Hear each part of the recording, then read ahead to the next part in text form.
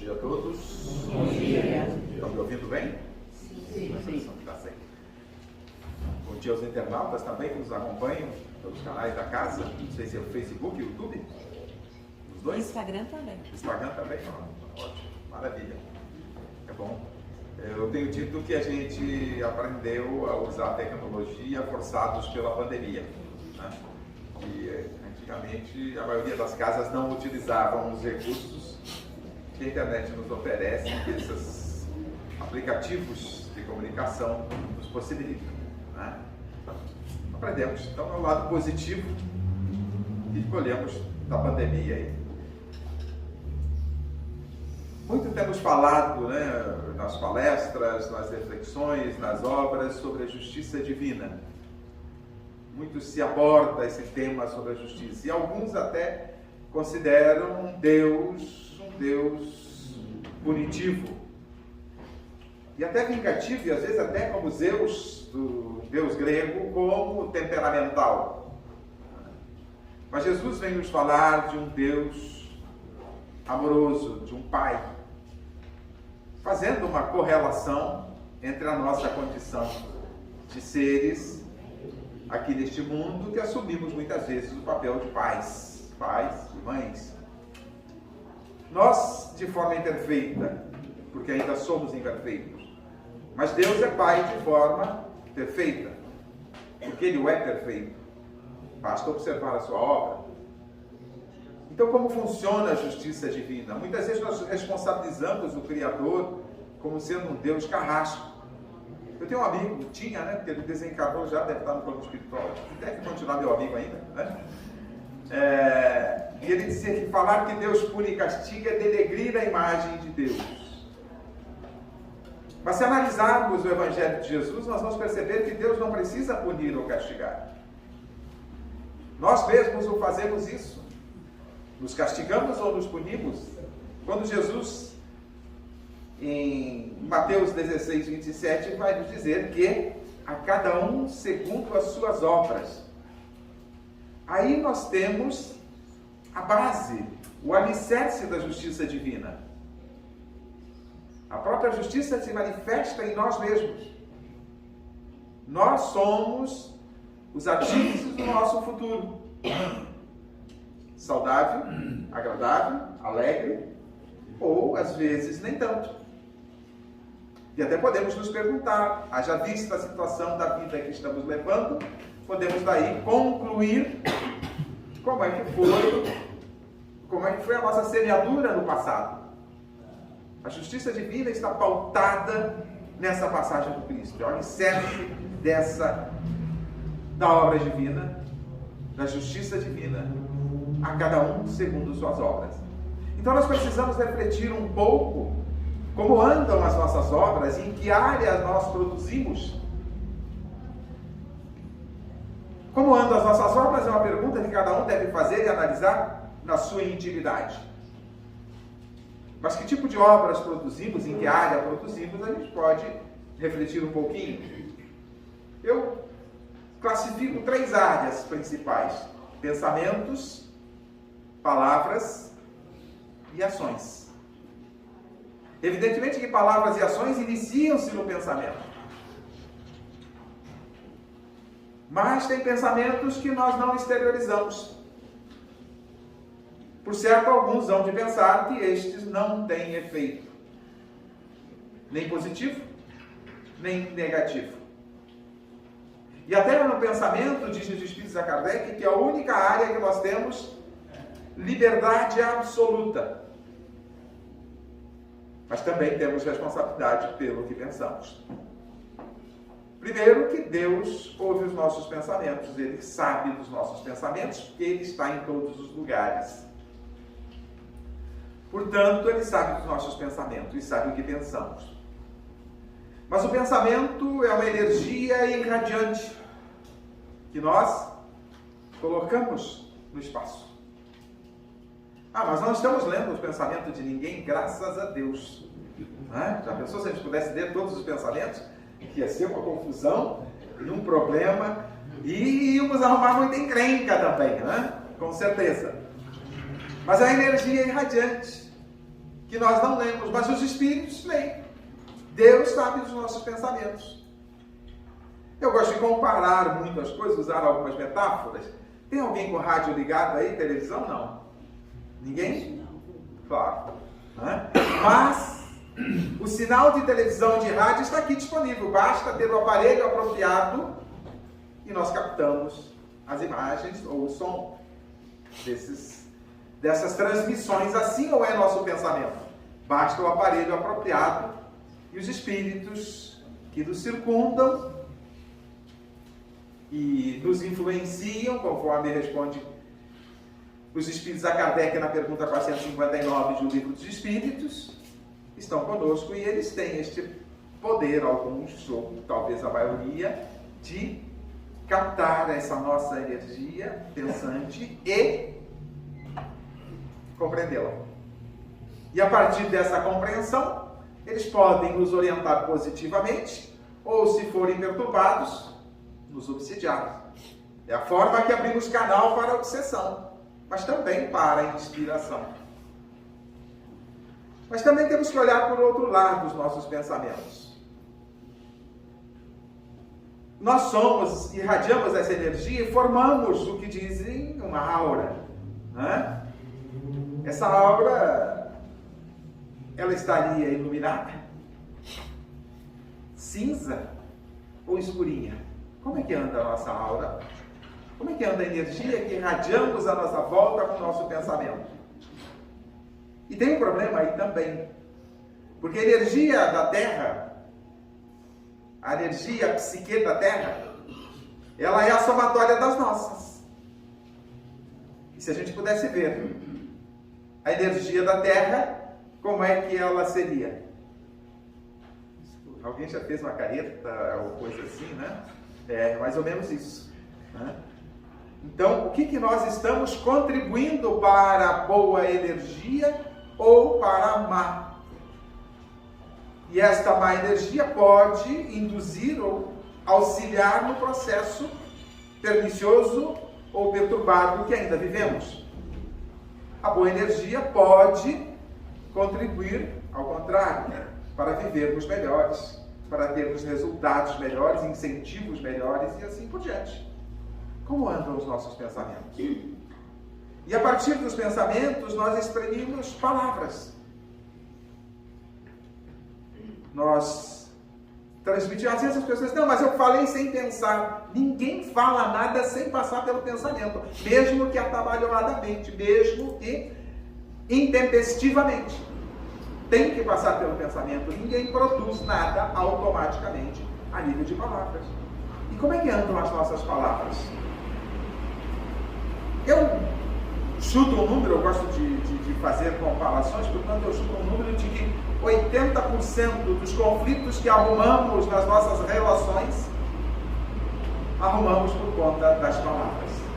Nossas palavras produzem, com certeza, um bom número dos nossos problemas nas nossas relações. Eu estou falando lá de Campo Largo, aqui não tem mais problema nas relações, não, né? Curitiba, capital, pessoal mais evoluído, mas com certeza não tem problemas, né? Arrumamos problemas com as nossas relações a partir das palavras. E até nisso Cristo foi cuidadoso. Tudo que pensarmos, nós vamos encontrar relação com Jesus.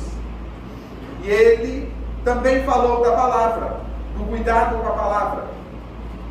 Quando, fazendo a refeição na casa de um fariseu, ele foi cobrado pelo anfitrião, porque os seus discípulos não lavam as mãos para comer o pão conforme está na lei. Eu até me atrevo a dizer que Jesus combinou com os discípulos, porque ele precisava oportunizar situações para ensinar. As situações não poderiam surgir do nada, era preciso criar um ambiente propício para que ele pudesse ensinar. E a resposta que ele deu: o que faz mal ao homem não é o que entra pela boca. Claro que se você comer alguma coisa não muito saudável, pode ter alguns problemas, né? Mas o que faz mal ao homem é o que sai pela boca. E o que sai? O que sai pelas nossas bocas? Palavras. Como andam as nossas palavras? Qual o cuidado que temos tido para evitar ampliar o mundo de confusões em que ainda vivemos, de guerras, conflitos? E quando eu falo de guerra, as pessoas já pensam na Ucrânia. Não, estou falando das guerras que travamos no dia a dia, no ambiente familiar, no lar, no ambiente de trabalho, no trânsito. Essas guerras pequenas que se transformam nas maiores. Como andam as nossas palavras? Qual o cuidado que temos? E quando temos o hábito de confrontar, cada um querendo falar mais que o outro, fazendo acusações e conflitos, sigamos a orientação do Chico, principalmente quando chega aquele horário do esposo chegar em casa ou da esposa chegar em casa e sempre há alguma discussão. O Chico sugeria, né? E até aparece muito bonito, muito bem no filme O Nosso Lar, quando André Luiz está recolhido ao hospital do Nosso Lar, estava falando demais, Lísias deu a mesma sugestão a ele: enche a boca d'água e só engole quando passar a vontade de responder. O que acontece? Não tem continuidade a confusão pelas palavras, porque ninguém consegue falar com a boca cheia d'água, né? É uma sugestão de um cuidado. Então, se em determinado horário que a gente se encontra sempre tem um conflitozinho e a gente contrapõe, enche a boca d'água, fica com o copo d'água, enche a boca e evita o problema. Por quê? Porque boa parte das nossas confusões, e não são poucas, estão por conta das nossas falas. Eu certa feita estava vindo de Campo Largo para Curitiba fazer uma palestra, 8, 9 anos atrás, não lembro. Na minha frente estava um caminhão com uma frase. Eu gosto de ler essas frases, algumas são boas, outras nem tanto. Assim como nós gostamos tanto dessas coisas aqui, né? Quanto por cento se aproveita? Eu tenho uma implicação com televisão, entra em todos os lares, poderia ser um instrumento para contribuir com o desenvolvimento da humanidade. 90% é inaproveitável, para não dizer lixo. E assim as frases dos caminhões também, algumas não são tão saudáveis, outras são. E estava escrito: o mal do homem é, e tinha um desenho do lado complementando a frase, dizendo qual era o mal do homem. E eu, de longe, era um desenho colorido, entre rosa, meio avermelhado, e eu não conseguia entender. Eu me aproximei, e o mal do homem é e uma boca com a língua de fora. E que língua! Portanto, é a cultura dos caminhoneiros nos trazendo lições aí. O mal do homem é aquilo que ele põe para fora, conforme propõe Jesus. Mas como todas as lições divinas para os seus filhos aqui nesta escola, Deus vai nos mandando em variados momentos, de variadas formas, de acordo inclusive com as culturas, com a maneira de pensar. Por isso, alguns tiveram Buda, outros tiveram Maomé, outros Krishna, outros tiveram o maior de todos, Jesus. Mas tinha um povo que vivia onde hoje mais ou menos é a cidade do México, 1000 anos antes de Cristo, os toltecas. E este povo, um jovem, certa feita, sonhou que ele estava dormindo numa caverna, e a caverna estava escura, e ele saiu da caverna, mas ele percebeu que o seu corpo ficou dormindo. Nós hoje sabemos que, ao dormir, o espírito pode deslocar-se, deixar o corpo dormindo e sair do corpo. Ele saiu fora da caverna e percebeu a luminosidade das estrelas, mas também percebeu que ele estava iluminado.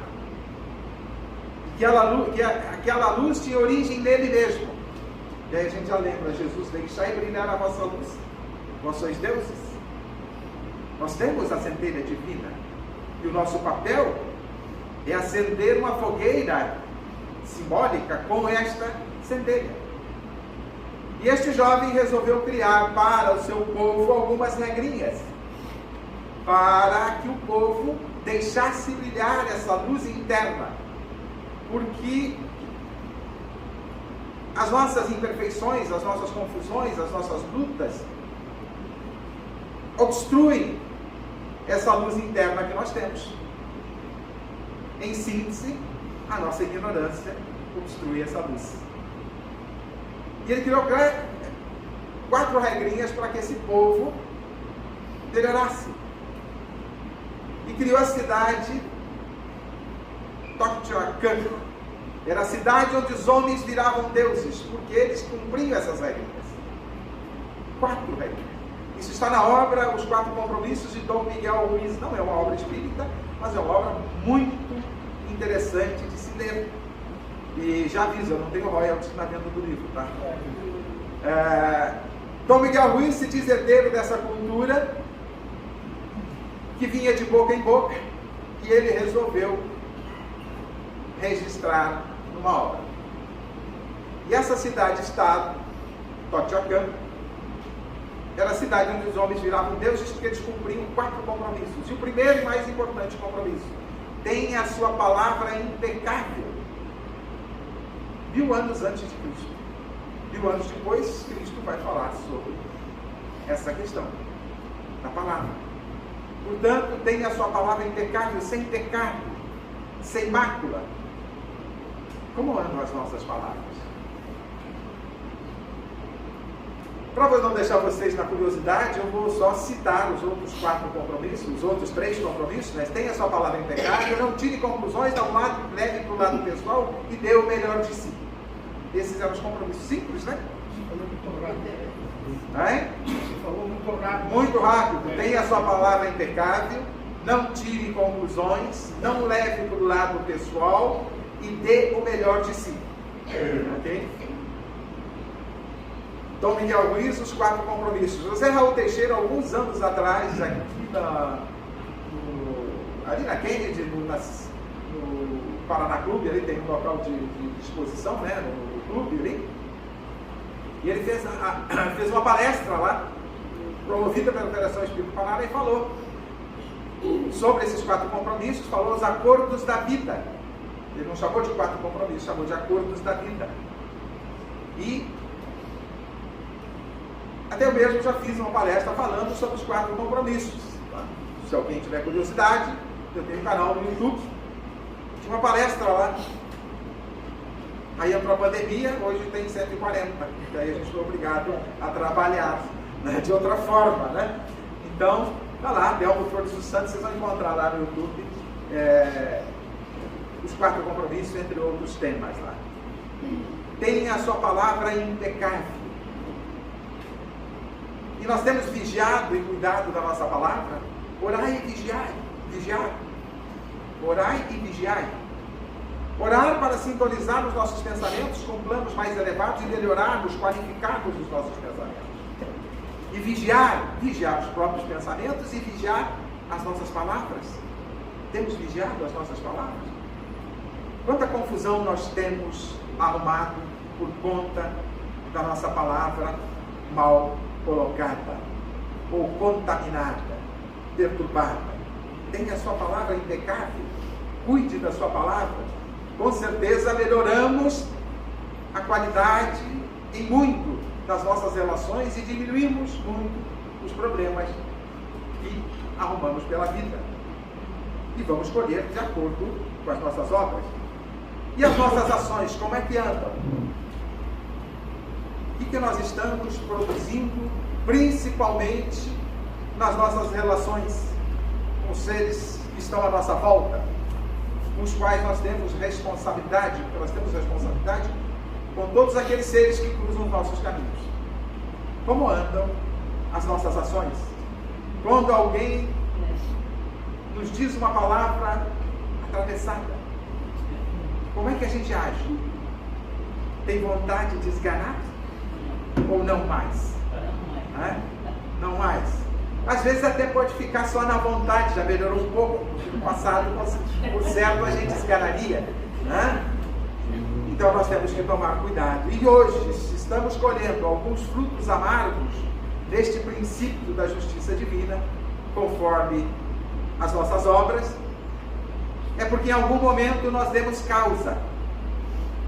Porque se a gente estivesse vivendo alguma coisa que não deu causa, haveria uma injustiça divina para conosco.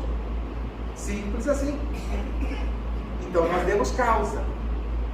Mas aí nós começamos a olhar para trás e não enxergamos o momento em que nós demos causa para as experiências doloridas e até para as boas experiências que estamos vivendo.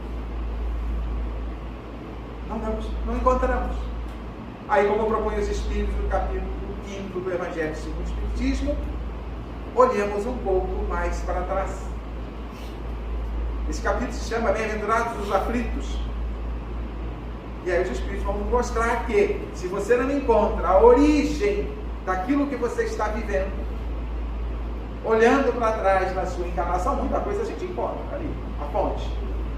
Mas se não encontra, está em vidas passadas.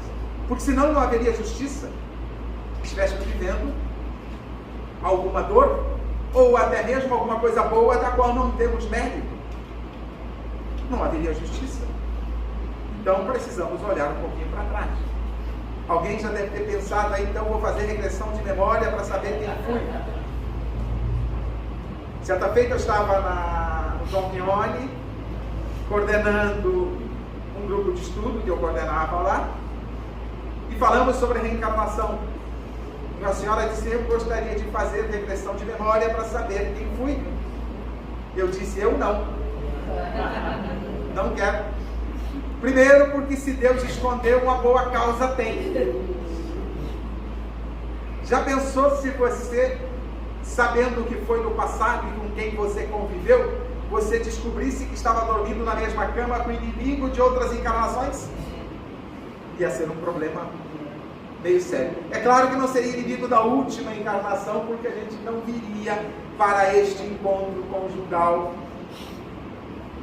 na encarnação seguinte. Precisaria algumas encarnações para a gente ir lapidando um pouquinho, para que nós fôssemos lapidando um pouquinho, para poder depois aproximar-se.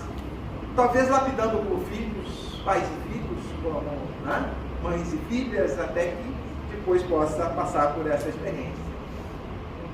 Mas se Deus, portanto, escondeu, tem uma boa causa. Mas tem um outro motivo que eu disse a essa senhora, que a cada encarnação nós estamos evoluindo um pouco.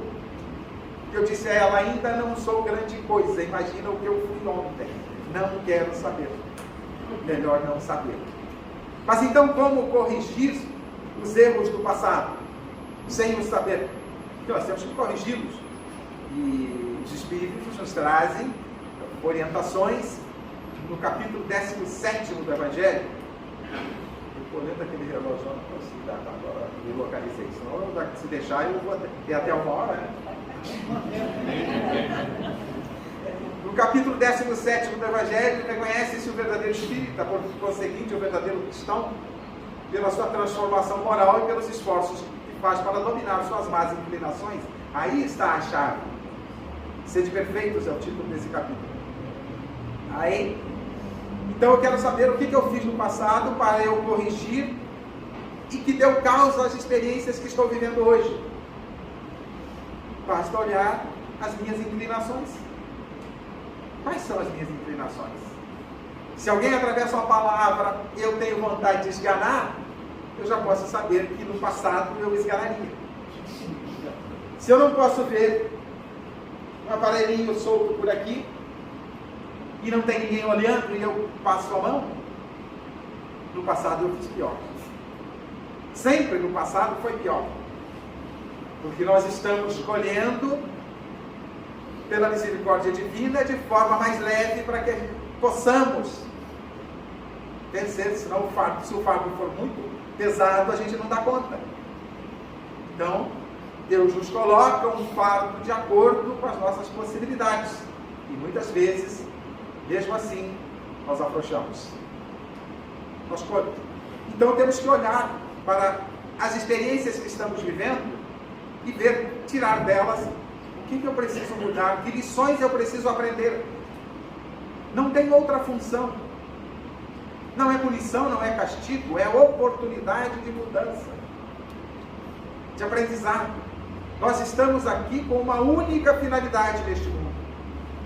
7 bilhões e meio de pessoas encarnadas, 7 bilhões e pouco, né? De pessoas encarnadas, todas elas têm uma única finalidade: tornarem-se doutores na arte de amar.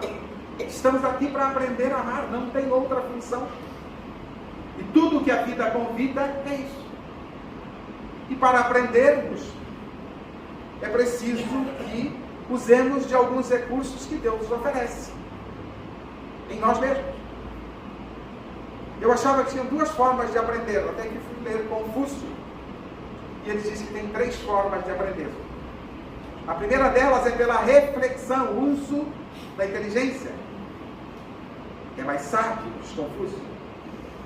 A segunda forma de aprendizado é pela imitação.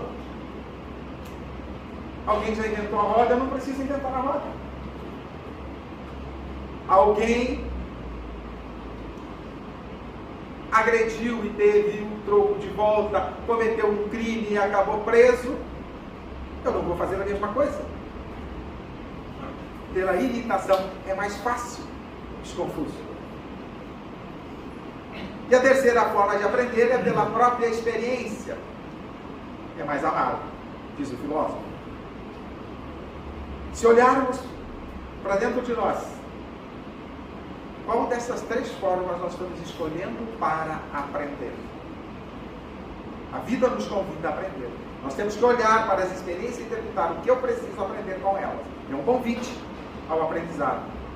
O que nós estamos fazendo das experiências? E se eu olho para algumas coisas que estou sendo convidado a viver para tirar as lições necessárias, e elas não são muito saudáveis, porque eu plantei no passado e vou ter que colher, é da lei de causa e efeito, cada um segundo suas obras. Eu tenho que me perguntar: o que estou semeando hoje, vou colher no futuro. Percebendo esta conexão com a passagem do Cristo, a cada um segundo suas obras, Paulo de Tarso vai nos dizer que tudo me é lícito, tudo me é permitido, mas nem tudo me convém. Tudo me é permitido porque nós temos o livre-arbítrio, é uma dádiva divina. Mas eu costumo dizer que o livre-arbítrio é uma dádiva divina como se fosse uma faca de 2 gumes. Por quê? Porque atrelado a esta liberdade de agir, eu tenho a responsabilidade pelos meus atos, em todas as áreas.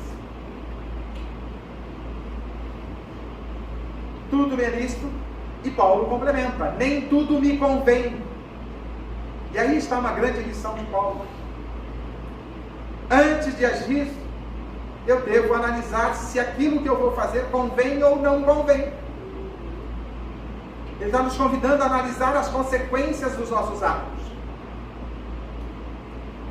Nós normalmente analisamos as consequências dos nossos atos após agir. Não, é antes, para que a gente não faça besteira. Nesse momento, normalmente eu peço um voluntário para me ajudar. Posso pedir? Está autorizado. Preciso de um voluntário. Quero alguém que vá naquela parede ou naquela e dê um murro com vontade. Ninguém vai me ajudar? Espero que ninguém nunca me ajude quando eu pedir. Por que a gente não vai fazer isso? Por que vocês não querem fazer isso?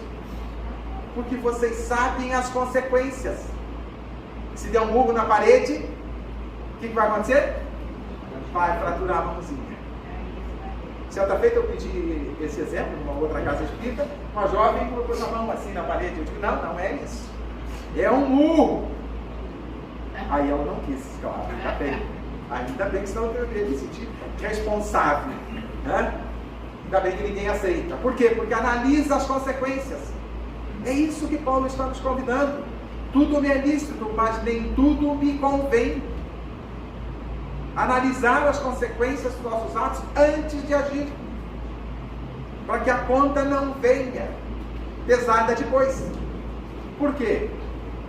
Porque analisar as consequências é fazer uso da razão, é fazer uso da imitação. Alguém já bateu na parede e não foi muito feliz, então não vou fazer. Mas muitas vezes nós damos burros nas paredes da vida e depois lamentamos as consequências dos frutos amargos que colhemos.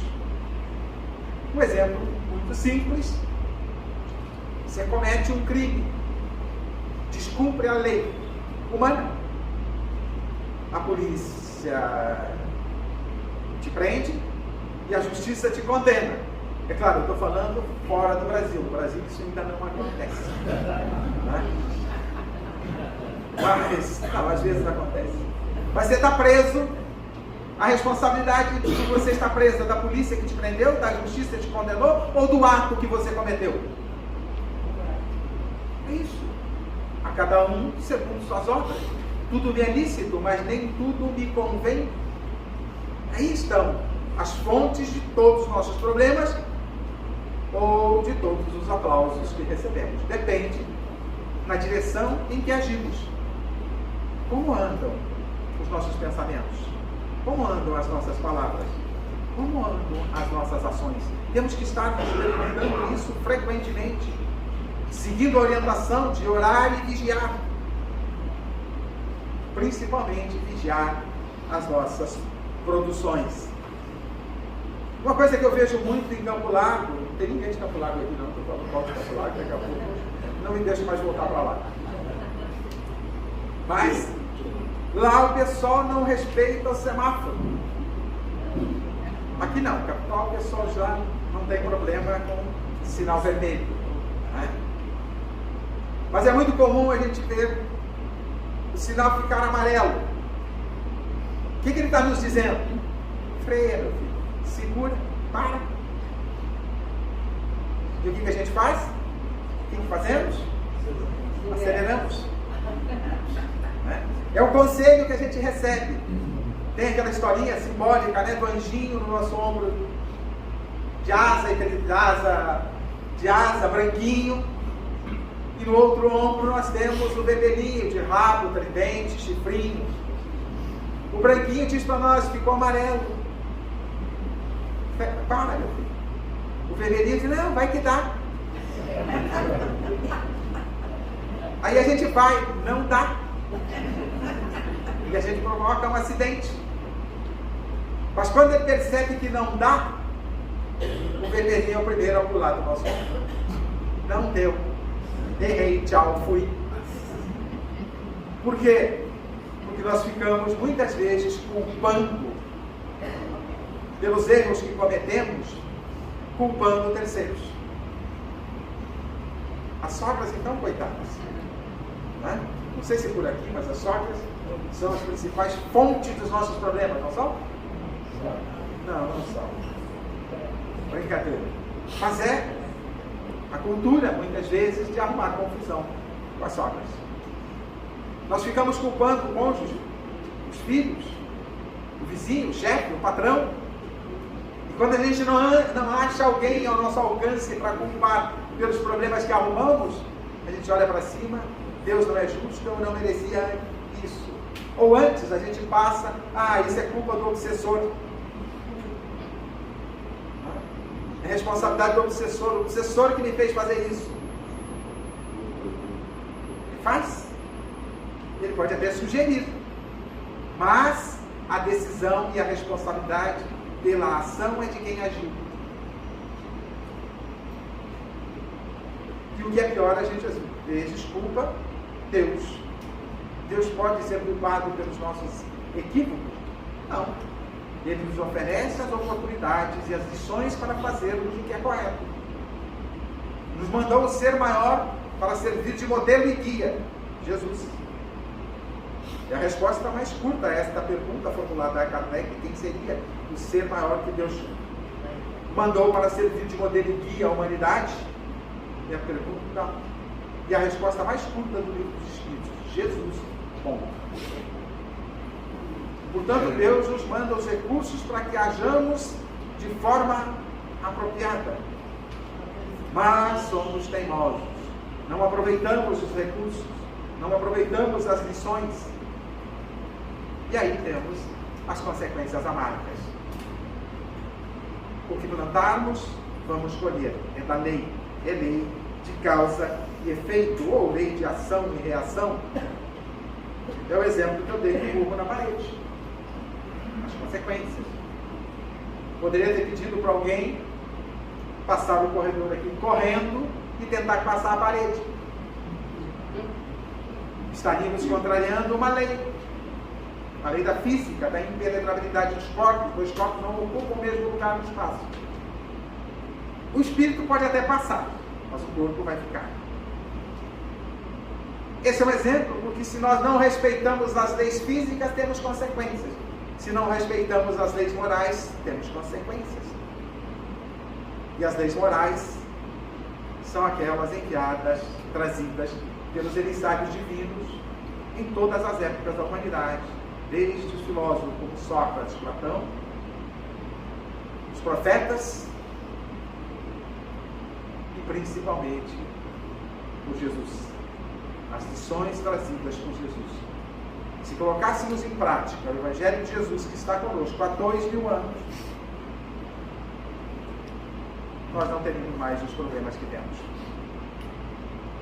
nas nossas relações, nas nossas vidas e assim por diante. Revivido esse Evangelho há quase 166 anos pela doutrina dos Espíritos. 18 de abril agora, mês que vem. Hoje é dia 18, isso? Daqui um mês, aproximadamente.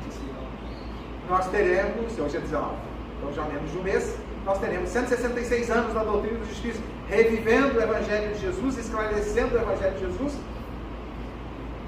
e esclarecendo todas as coisas, porque Ele assim o prometera.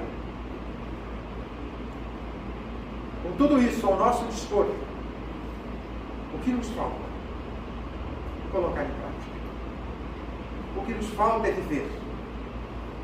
O que nos falta é usar essas lições que Deus nos mandou, e segundo o Espírito de Verdade, no Evangelho segundo o Espiritismo, é o supremo apelo divino, através do Espiritismo, é o supremo apelo divino aos nossos corações, para que mudemos as nossas obras, para que façamos as nossas obras condizentes com a lei do amor, que, em síntese, é o que nos traz Jesus. O que estamos fazendo dessas lições, desses recursos? Colocamos em nossas vidas? Já sabemos o Evangelho de Jesus? Muita gente sabe até de cor, né? Versículo, capítulo, se estava fazendo sol ou chuva, quando Jesus falou, quando o evangelista escreveu, de tão decor que sabe. E não tem problema nenhum saber decor. Algumas pessoas sabem decor e andam com o Evangelho embaixo do braço. Eu até cheguei a pensar, certa feita, se essas pessoas decoravam pelas axilas. Não, elas leem, elas são dedicadas, estudam. Tem problemas de saber decor? Não. Então onde está o problema? Se você sabe e não coloca em prática, não vive. O próprio Cristo nos diz isso, está em João, não lembro o versículo, o capítulo, eu não decorei ainda. Vai dizer, se sabeis dessas coisas, bem-aventurados sois se as fizerdes. Não é por saber. Não somos bem-aventurados por estar nos templos. Somos bem-aventurados se aproveitamos aquilo que os templos nos oferecem. Somos bem-aventurados se aproveitamos as lições que os emissários divinos nos oferecem. Especialmente Jesus. O que estamos fazendo dessas lições? E como diz o Espírito de Verdade, Deus dirige aos vossos corações um supremo apelo, escutai-o. Quero crer que é o maior apelo divino até hoje, desde os primórdios da humanidade. Os apelos divinos foram chegando de acordo com a nossa condição evolutiva espiritual. Se chegou o supremo apelo, é porque já estávamos preparados. 2000 anos do Evangelho, 163 anos desse Evangelho revivido pela doutrina dos Espíritos. O que estamos fazendo disso tudo? Não basta saber, não basta estar nos templos assistindo palestra, não basta estar nos templos espíritas, por exemplo, estudando, se não vivemos aquilo que estamos estudando.